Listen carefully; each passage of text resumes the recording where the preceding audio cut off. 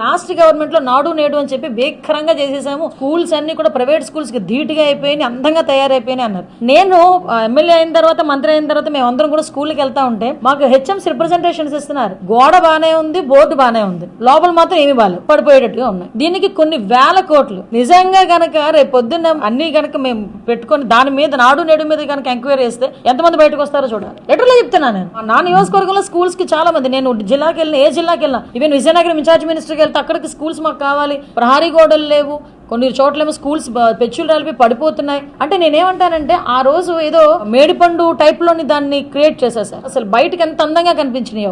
నేను ఒక్కోసారి రోడ్డు మీద వెళ్తుంటే అబ్బాయి స్కూల్స్ ఎలా చేశారా అని అనుకున్నా. అఫ్ కోర్స్ అది సెంట్రల్ గవర్నమెంట్ ఫండ్ అని తెలుసు నాకు కూడా. సెంట్రల్ గవర్నమెంట్ ఫండ్ ని కూడా ప్రాపర్ వేలో యూజ్ చేయకుండా ఏదో పైన పటారం లోన లొటారం ఏదో అంటారు కదా, ఆ టైప్ లో తీసుకొచ్చారు. మా మీద ఎంతో నమ్మకంతో గౌరవ ముఖ్యమంత్రి గారు చంద్రబాబు నాయుడు గారిని, అదేవిధంగా పవన్ కళ్యాణ్ గారిని, మోడీ గారిని దీవించి ఈరోజు ఎన్డీఏ కూటమికి 164 సీట్లు ఇచ్చి ఈరోజు మమ్మల్ని కూర్చోబెట్టినందుకు జరిగిపోయిన దాని గురించి ఒక పక్క చెప్తూనే జరగాల్సింది కూడా మేము చేయాల్సిన బాధ్యత మా మీద ఉంది. కాబట్టి ఈ రోజు ఒక్క సంవత్సరంలోనే గ్రామాల్లోకి వచ్చామండి. అది మా ఎన్డీఏ కూటమి తాలూకా కిడ్స్.